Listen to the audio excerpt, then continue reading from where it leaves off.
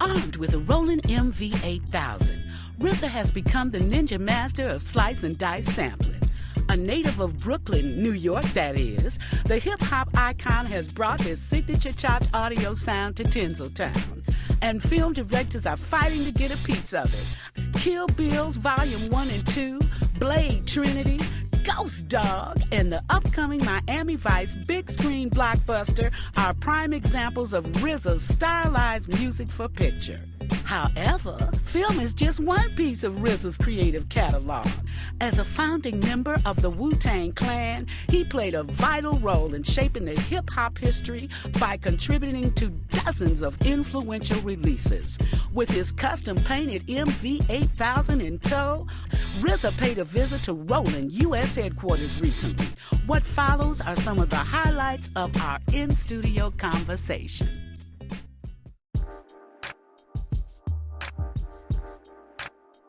Man, how I got into this MV 8000 is kind of crazy because I was working on a movie called Blade Trinity, right? And every time I get a new project, I strive to get a new machine. So I'm in the store, and I've seen the Roland MV 8000 a few times in the store, played with it, but never went for it. And I owned a MC 909. And the 909 got a function on it, the turntable emulation, which to me is one of the best time compressors made for digital audio. So I said, let me try the MV 8000. So I bought it, took it home, stayed on it 6, 7, 8 hours, couldn't make a beat. You know what I mean? First thing I did was call the guy at the store the next day, cursed him out.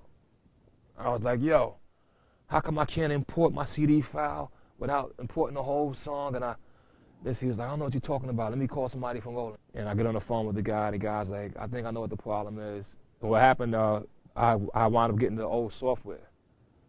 And he put the new software in. And he spent about 5 minutes with me, just showing me a few things.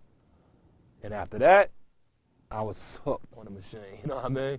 So it started off, start off with me with a bad attitude at first. Turned out, the MV is really one of the most user-friendly drum machine type of sampler out there, because unlike the MPC, the access to your sounds and how you want to edit your sounds and all those things is at a snap of a button.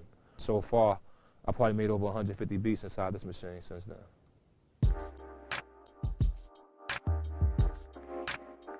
If you check out the movie Blade Trinity and you hear the song that we did called Fatal, that song was basically founded in the MV 8000.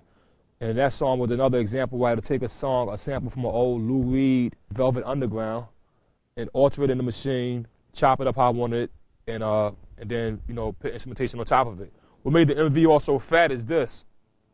You got the BPM sync to it. And so by doing that, the particular sample I used for the Lou Reed had to be stretched out. And it was able for me to stretch it out quick without going to my computer or done inside the machine.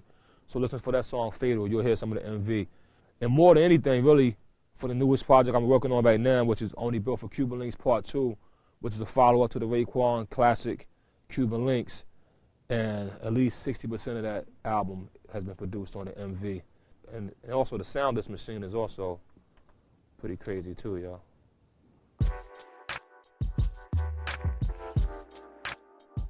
The time compression, the BPM map you got on it, and the clipboard to the quick edit is just so easy for me, you know what I mean? It's so fast that I don't lose my idea by the time I want to get to making my music. And that's important before producer, musicians, or whatever. An idea come and go.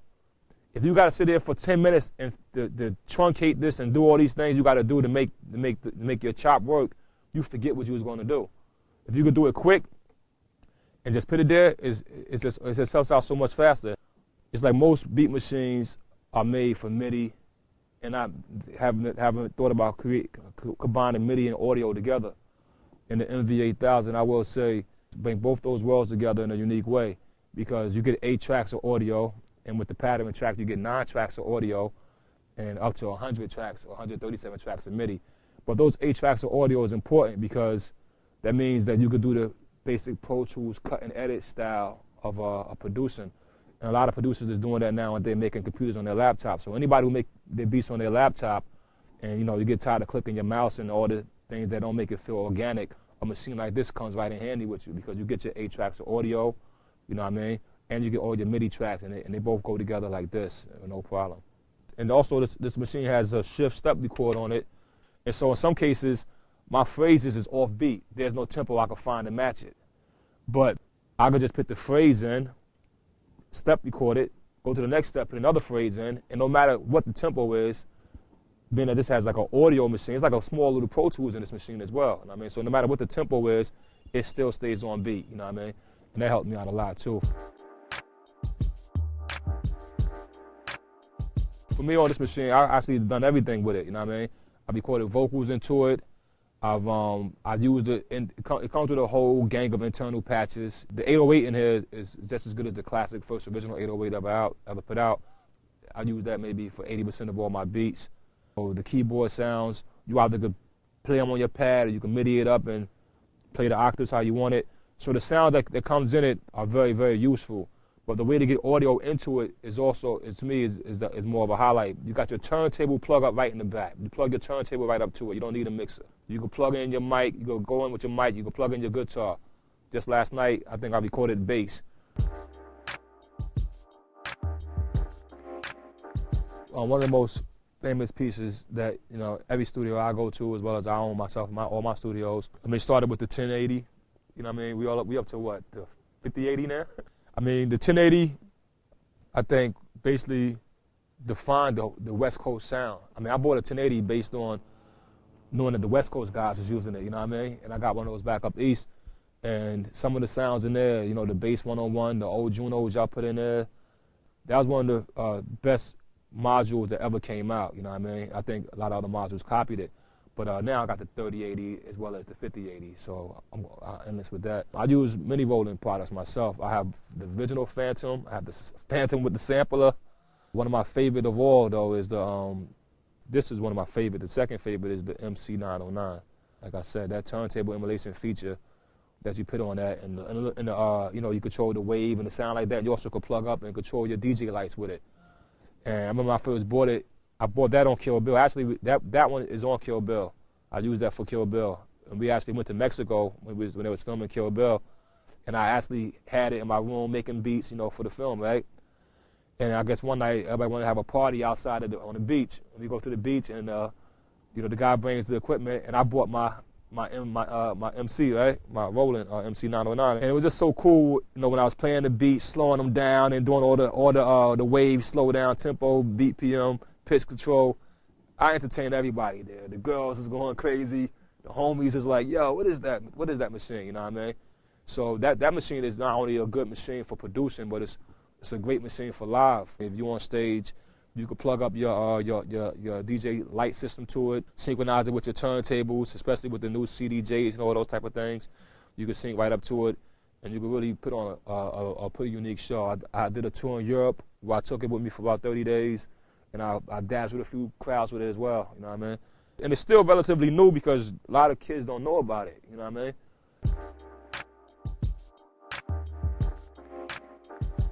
My first Boss product was called Mr. Synth. And when you listen to that song, Shimmy Shimmy Ya by ODB, that was Mr. Synth, which only cost me about $200. And was my first synth ever. And that's the piano sound you hear on Shimmy Shimmy Ya. You hear it on Hipper to the Hopper, ODB, Hipper to the Hopper, and You Just Don't Stop Her. Really, that whole first ODB album, a lot of the bass and keyboards came from a Boss sound module. You know what I'm saying? And Boss continue, you know, I go back with Boss as far as the first Dr. Rhythms and all that. Anyway, you know what I mean? I've been a geek at this for a while. For people who don't got that pocket, you know, when you first starting out, you know, Boss, I think, offer products at a lower price that you could afford and still get the quality and definitely get the control you need over your sound to get you into the producing world. Yeah, y'all gonna look at this and say, hold on, I don't see that one in the store. We got this custom made. There's a guy named Bruce Furat, one of the great custom designers of all audio machines. And I had my MV 8000, took it down to Bruce. We chose some colors, yellow and black, the Wu-Tang colors. And he customed it out and made it look like a fat car. Like, you know what I mean? Like it looked like I go inside my Suburban with this, you know what I mean? Now, the original design is cool as well. But if you really want to get crazy, take it down to Bruce Forrat and he'll hook it up to your own speculations. Cuba Link Part 2, Raekwon the Chef. Rock stars and smoking barrels. Watch out for it.